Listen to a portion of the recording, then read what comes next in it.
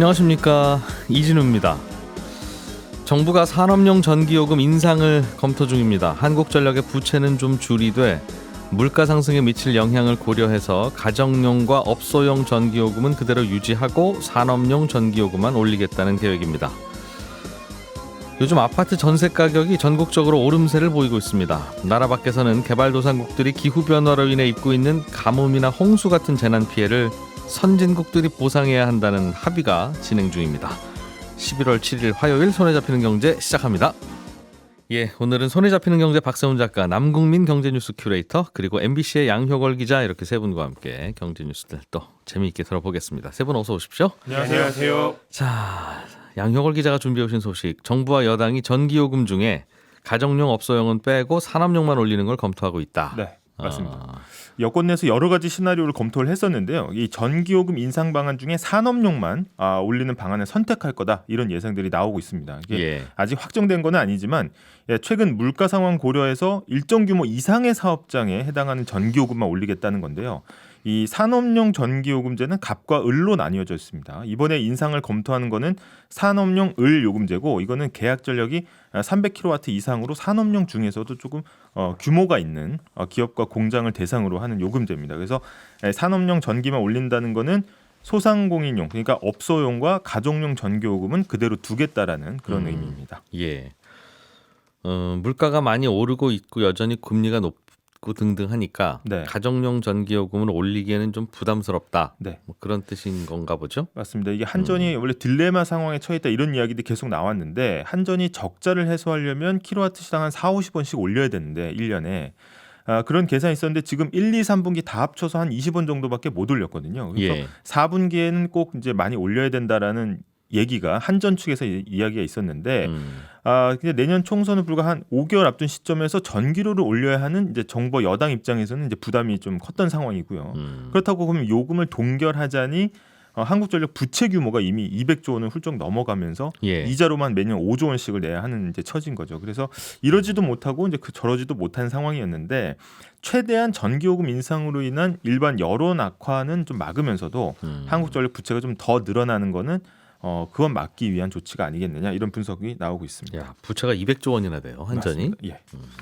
이거 그럼 그동안 이제 전기요금 올리는 걸로 커버했어야 되는데 수년간 그대로 뒀던 것이 쌓여서 이만큼이라는 뜻이군요. 맞습니다.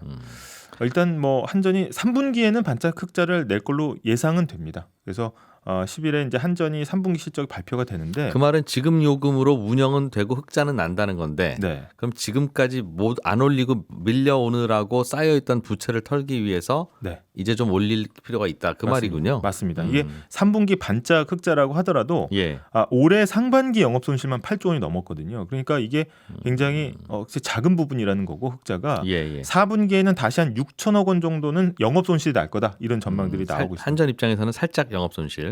그래서 이런 상황에서는 한전에 따르면 지난해 이제 산업용 전기 판매량이 전체 한 절반 정도 되거든요. 판매액도 좀 비슷하고요. 그러니까 절반 정도 차지하는 산업용 전기요금 올리면 확실히 도움은 되는 겁니다. 그래서 한국전력은 이제 자본금 기준으로 해서 한 5배 정도 한전채를 발행할 수 있는 한도가 정해져 있는데, 이렇게라도 좀 들어오는 돈을 늘려놓고 부채를 좀 줄여놓으면 그 한전채 발행이 조금 줄어들지 않겠느냐. 그래서 발행 한도를 넘지 않는 수준에서 한전의 빚 사정이 더 나빠지는 걸 막을 수 있다, 이런 논리고요. 그동안 업계에서는 한국용 산업용 전기요금이 OECD 평균보다도 상당히 좀 싸다는 지적이 있었는데, 그래서 미국에서는 우리나라 철강업체한테 사실상 정부가 보조금 주는 거 아니냐. 맞습니다. 전기요금 너무 싸다. 그렇게 싸게 만들 수 있으면 그 전기 미국에도 같은 가격에 좀 줘라. 맞습니다. 그래서 그게 이제 통상 분쟁까지 이제 번지는 그런 모습도 있었습니다. 거죠. 근데 2021년부터는 이제 국제 에너지 가격이 크게 오르면서 이 전기 생산 단가도 비싸졌는데, 전기 요금에는 반영이 이제 늦어지면서 거의 2년 이상을 미치고 이제 전기를 팔았다는 겁니다. 산업용도. 그러다 보니 지금처럼 한전 적자가 쌓였다는 거고, 게다가 아까 말씀하신 것처럼 이제는 뭐 한국산 철강 제품에 상계관세를 매긴다는 것도 그 근거가 한국의 싼 전기요금 때문에 보조금을 준다, 이 미국의 이제 판단이 나오면서 이게 더는 이제 산업용 전기를 이제 미룰 수가 없는 거 아니냐, 이제 이렇게 판단을 했다는 겁니다. 이래저래 전기요금도 올려야 되고, 특히 산업용 전기에 대해서는 다른 나라에서도 말이 많으니까. 그러면 좀 진작 올렸어야 될 것 같은데 즉 네. 산업용 전기는 어찌 보면 전반적으로 이제 기업들의 비용 부담을 늘려서 네. 전반적으로 뭐 경기를 좀 나쁘게 만든다든가 물가를 조금씩 올린다든가 하는 면이 있겠습니다만 네. 당장 가정으로 고지서가 더 올라오는 건 아니니까 네. 과거부터도 좀 조정했을 만도 한데 네. 일단 이 이제 에너지 체계가 이제 시작된 1970년대는 워낙 이제 수출 기업을 지원해야 된다는 명분이 강했고요. 예. 그래서 이제 재계 요구가 굉장히 강했습니다. 그래서 굉장히 산업용 전기가 싸게 공급이 정책적으로 됐다는 것이고요. 예. 근데 실제로 보면 가정용보다는 산업용 전기를 이제 최근에 와서는 자주 그리고 많이 올렸습니다. 그래서 실제 요금 단가를 보면은 평균 단가로만 보면은 산업용과 가정용 차이가 많이 줄었거든요. 예. 근데 산업용은 가정용에 비해서 누진제가 적용되지 않고 가정에서 그 전기 다 썼으면 요금이 훨씬 그렇죠. 비쌌을 예, 그렇죠. 거다 그 말이죠. 네. 게다가 계절과 시간에 따라서 판매 단가가 달라지는 계시별 요금제를 적용합니다. 이 얘기는 전력 사용량이 적을 것으로 예상되는 봄과 가을에는 단가가 낮고요. 여름과 겨울엔 비싸지는 건데 게다가 또 시간대별로도 좀 다릅니다. 심야 시간에는 거의 오후 10시부터 오전 10시까지는 싸게 단가로 공급하거든요. 예. 그래서 심야 시간에도 공장을 돌릴 수 있는 대기업 같은 경우에는 더 싸게 쓸 수가 있기 때문에 단순히 평균 공급 단가만 두고 비교해서는 안 된다는 주장이 나오는 거고 네. 또 산업용은 이윤을 얻기 위한 이익 활동을 위한 전기 사용이고 가정용은 생활에 필요한 필수재 성격인데 같은 선상에 둘 수 없다라는 의견도 나오고 있습니다. 요거는 산업용을 좀 올려야 된다는 논리군요. 맞습니다. 그거는 어차피 기업 이익으로 가는 거고 네. 가정에서는 전기를 안 쓸 수 없지 않니? 네. 근데 또 반면 또 산업용을 올리게 되면 예. 결국은 이제 물건의 원가를 올리게 되고 돌고 돌아서 생활 물가를 끌어올리게 될 거다 이런 지적도 나오고 있습니다. 그러겠죠. 자, 남국민 큐레이터가 준비해 오신 소식 들어보겠습니다. 요즘 아파트 전세 가격이 계속 오르고 있다는 뉴스인데. 예, 전세 가격이 지금 꾸준히 오르고 있는데요. 서울 기준으로 전세 가격 지수라는 게 있습니다. 예. 이걸 보면요. 지난 5월부터 지금 5달 이상 꾸준하게 상승하고 있습니다. 그러니까 올해 초여름이 전세 가격 저점이었고 이때부터 꾸준히 오르고 있다는 건데요. 그럼 그 서울만 그런 게 아니냐 할 수 있는데 지방도 지금 다 마찬가지입니다. 전국의 전세 가격 지수를 보면요. 지난해부터 내내 떨어졌는데 8월부터 반등을 시작했습니다. 그러니까 서울뿐 아니라 전국의 전세 가격이 1년 넘게 떨어지다가 예. 지금 다시 오르고 있다 이렇게 볼 수 있는 거죠. 그래서 더 와닿는 사례를 보면요. 서울에서 좀 인기 있다고 하는 뭐 강남, 마포, 성수 같은 지역에서는 84제곱미터 국민평형 아파트의 전세 가격이 2, 3억씩 오르기도 하고 있다. 그런 분위기인 겁니다. 그런데 이렇게 또 가격이 오르긴 하는데 예. 또 거래량이란 게 받쳐줘야 진짜 시장 분위기가 바뀌었다 이렇게 볼 수 있다고 하거든요. 그러면 거래량이 있나 보면요. 최근에 전세 거래가 늘면서 매물이 빠르게 줄고 있습니다. 가격만 오른 게 아니라 실제 수요가 받쳐주고 있다 이렇게 보는 건데 예. 부동산 업체 아실에 따르면 올해 초에 집계된 서울 아파트 전세가 매물이 5만 건 정도였는데 이게 지금은 3만 건까지 내려왔다. 그러니까 매물도 많이 줄고 있다 이렇게 보고 있습니다. 이게 참 전세는 어느 날 갑자기 우리나라의 가족들이 늘어나는 것도 아닐 거고 갑자기 있던 집이 사라지는 것도 아닐 텐데 그렇죠.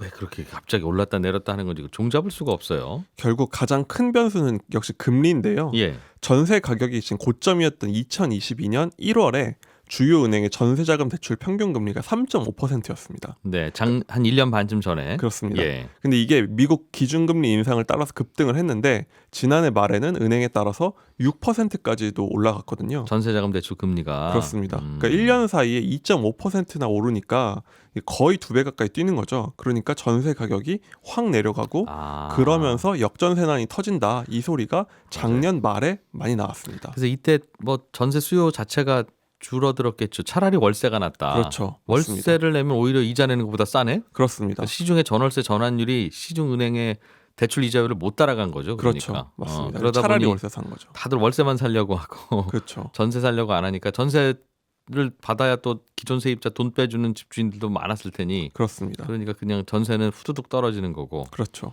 그런데 그 금리가 좀 바뀐 겁니까 그럼? 그렇습니다. 근데 이 금리가 올해 들어서 급락했는데요. 한때 5% 후반, 6%에 육박했던 게 지금은 4% 초반까지 내려왔습니다. 예. 그러니까 제가 이게 경험을 한 게 3달 전에 만기 연장을 위해서 금리를 알아봤는데요. 그때 나온 금리가 3.99%를 주는 거예요. 전세 대출 받으려다 보니. 네. 예. 그런데 그 사이에 올해 안에 기준금리가 변하진 않았거든요. 계속 3.5%였습니다. 올해 초나 올해 말이나 여름이나 뭐. 그렇습니다. 그러니까 한국은행 기준금리는 똑같은데 전세금리는 빠르게 떨어진 거거든요. 그럼 그 사이에 무슨 변화가 있었던 건가 예. 보면 시장에서는 사실상 정부에서 대출 완화 정책을 폈다.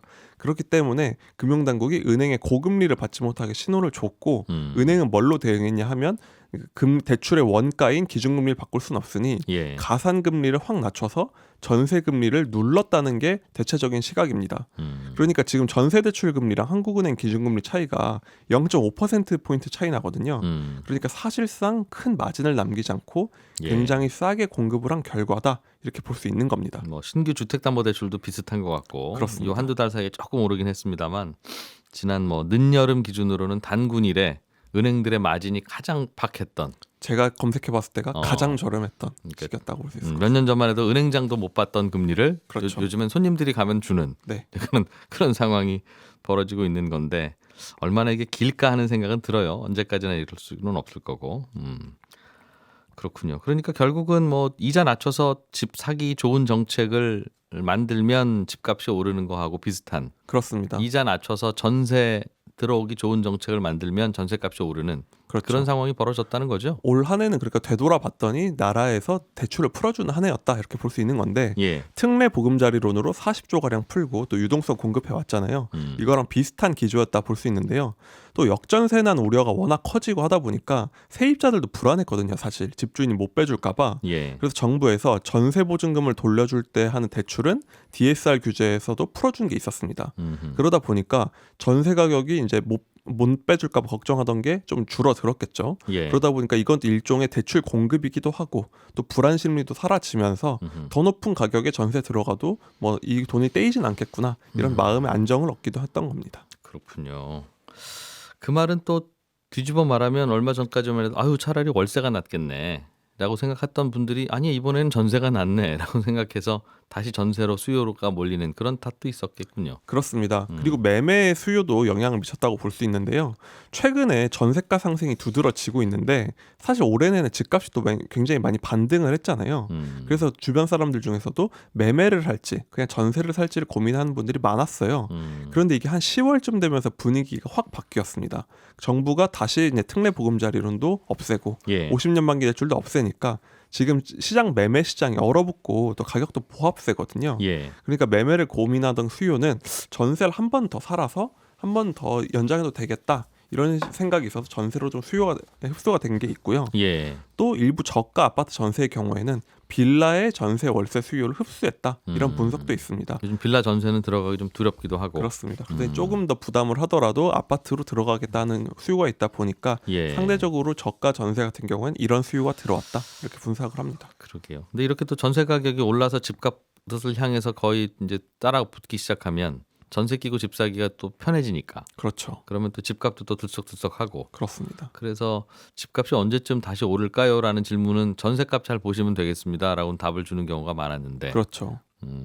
전세가 그럼 앞으로도 계속 좀 더 오를 걸로 봐야 되겠습니까? 이런 흐름이라면? 일단 시장 참여자들의 전망은 조금씩 앞으로도 오를 것 같다는데 좀 생각이 늘어나고 있습니다.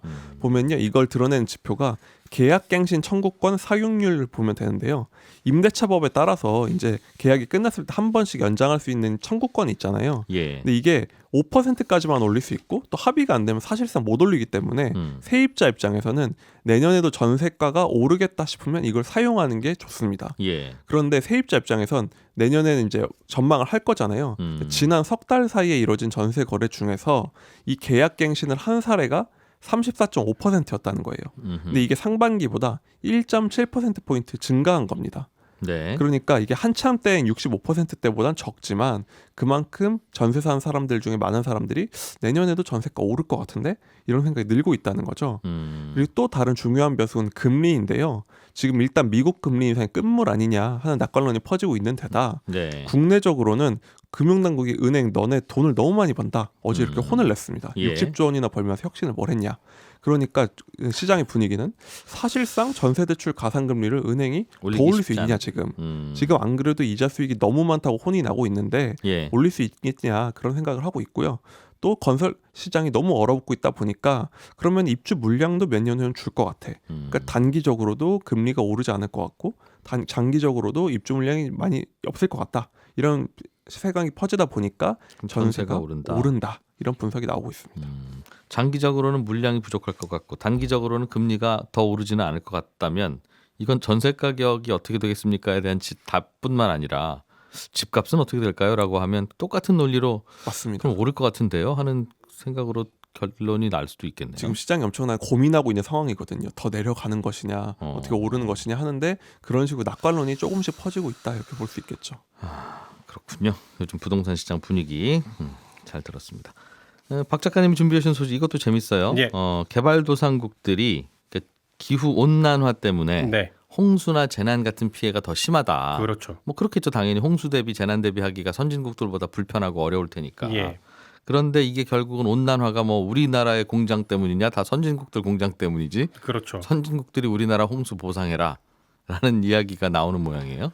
선진국들이 기금을 마련을 해서 보상을 해야 한다라는 큰 틀의 합의가 작년 이맘때 됐었거든요. 예. 근데 당시에 합의가 됐던 건 이런 이유였습니다. 몇 년 전부터 유럽이나 미국 같은 선진국들이 친환경 정책을 추진하고 새로운 환경 정책 기류를 만들어 가자라고 예. 앞장을 섰는데 이런 기류에 대해서 인도나 중국 같은 개발도상국들은 거부를 했어요. 물론 개발도상국들이 환경 보호를 해야 된다는 대전제 그 자체를 거부한 건 아니지만 예.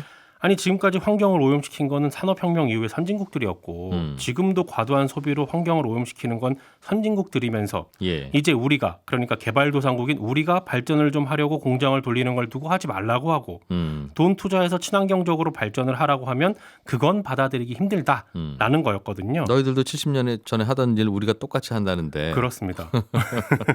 그러니까 선진국들이 그럼 먼저 반성도 좀 하고 기후변화로 대개발도상국들이 입고 있는 가뭄 혹은 뭐 홍수 같은 피해를 보상을 먼저 좀 해라라는 예. 거였거든요. 경제 발전한 거 그럼 나누자. 우리가 예. 지금부터 경제 발전 안 할 테니 환경을 그렇습니다. 위해서.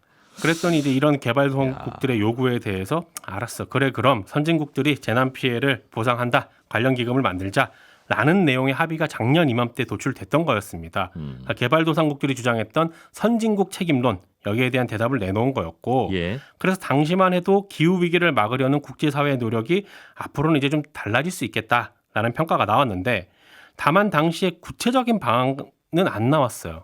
구체적으로 어떻게 할 거냐라는 논의가 계속 지지부진하고 있다가 근데 원론적으로는 개발도상국들 말이 맞는 것 같다. 네. 그 끄덕거려 주고 끝났다는 거죠. 회의는. 그렇습니다. 근데 어제 있었던 회의에서는 그래도 한 발 정도는 더 나간 결정이 나온 거예요. 어떻게 더 진도가 나갔어요? 일단은 그럼 이 기금을 누가 관리할 것이냐, 누가 걷어서 관리할 것이냐 이 부분에 대해서는 세계은행이 예. 앞으로 4년 동안은 잠정적으로 기금 운영을 맡고 선진국들뿐만 아니라 주요 개도국들, 뭐 예를 들면 중국이나 인도 같은 그래도 좀 더 잘 사는 개발도상국들도 재원 마련에 참여를 하겠다라는 것까지는 합의가 됐습니다. 근데 선진국만 내는 게 아니라 잘 사는 개도국도 내라. 예, 그리고 관리는 월드뱅크에서 한다. 그렇습니다. 그런데 각자 얼마씩 내는 거고 선진국들은 누가 얼마를 부담하느냐도 정했어요? 그게 안 나왔습니다. 그러니까 구체적으로 전체 재원을 얼마로 할 건지, 수혜 국가를 그럼 어떻게 선정을 할 건지, 어느 정도까지 지원을 할 거며 국가별로 얼마씩 낼 건지, 이걸 또 강제로 얼마 이렇게 거둘 건지, 아니면 자발적으로 기금을 내게 할 건지,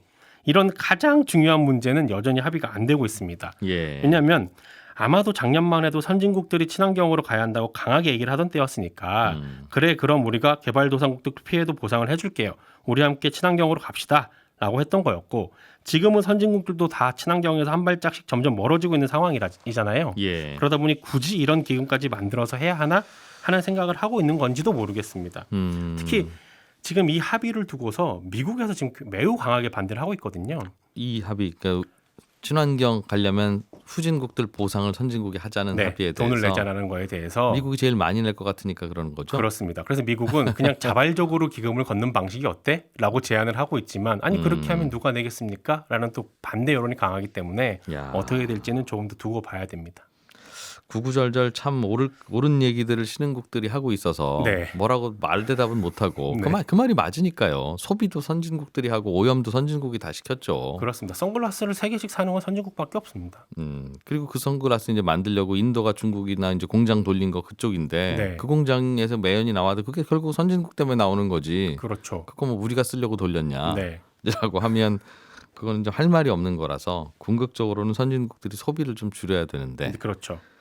선진국들이 소비를 줄이기 시작하면 그게 결국은 경제 침체고 네. 그렇게 되면 선진국이야 밤참 안 먹으면 되지만 이제 후진국들은 아침 못 먹거나 점심 못 먹잖아요. 그렇습니다. 그러면 전 세계가 불행해지는 거라 그렇게 가기도 그렇고.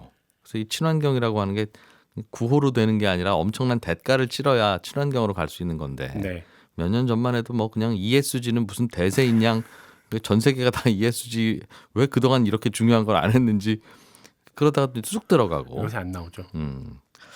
그런 고민들이 좀 있긴 하군요. 그렇습니다. 알겠습니다. 자, 세계의 곡물 시장 그러니까 네. 식량 네. 식량 시장의 악재가 될 것 같은 뉴스가 인도에서 나왔다는데 이 말은 곡물 가격이 오르는 쪽으로 오르는 작동할 쪽이죠. 것 같은 뉴스다 그 말입니까? 그렇습니다. 예. 인도 같은 경우에는요, 그 코로나19 대유행 시기였던 작년 12월부터 빈곤층 한 8억여 명한테 매월 밀이나 쌀 5kg을 무료로 주고 있거든요. 예. 근데 원래는 이 정책을 12월까지만 하기로 돼 있었어요. 왜냐하면 이 정책에 들어가는 비용이 대략 30조 원 정도 될 거다라고 추산이 되고 있거든요. 예. 근데 이걸 갑자기 앞으로 5년 더 연장하기로 했습니다. 아, 인도는 쌀 5kg을 빈곤층 8억이면 거의 인도 인구의 반인데 그렇죠. 14억 인구니까요. 반한테 준다는 거군요. 그렇습니다. 어. 근데 갑자기 이러다 보니까 인도 현지에서도 왜 이러지? 라는 평가가 나오는데 예. 이 얘기를 모디 총리가 어디서 했냐면요. 주의회 선거 유세장에서 했거든요. 아하. 근데 물론 모디 총리는 고물가로부터 빈곤층을 보호하기 위한 조치다라고 설명을 했습니다만 총선용 정책이네요. 그렇습니다. 총선에 대비한 선심성 정책 아니냐라는 비판이 나올 수밖에 없는 겁니다. 예. 근데 인도 총리가 빈곤층한테 선심성 정책을 쓴다는 게 우리랑 또 무슨 상관이냐 싶기도 하겠지만 예. 인도는 밀이랑 쌀을 세계에서 각각 두 번째로 많이 생산하는 나라거든요. 근데 빈곤층한테 무료로 밀이랑 쌀을 나눠주려면 예. 농민들한테 정부가 그만큼을 사야 되기 때문에 지금도 하고 있는 수출 제한 정책을 앞으로도 당분간은 계속할 가능성이 굉장히 높습니다. 예. 그러면 국제 밀 가격이랑 쌀 가격에 영향을 줄 수밖에 없기 때문에 그럴 세계 것이다. 곡물 시장에는 악재입니다. 뭐 설마 인도의 빈곤층이 뭐 새끼 먹던 걸 네 끼를 먹게 하겠습니까? 네. 하는 생각은 들긴 하는데 또 그런 뉴스가 있었군요. 예. 네, 저희는 또 내일 아침 8시 30분에 모여서 경제 뉴스 재미있게 들려드리겠습니다. 이진우였습니다. 고맙습니다.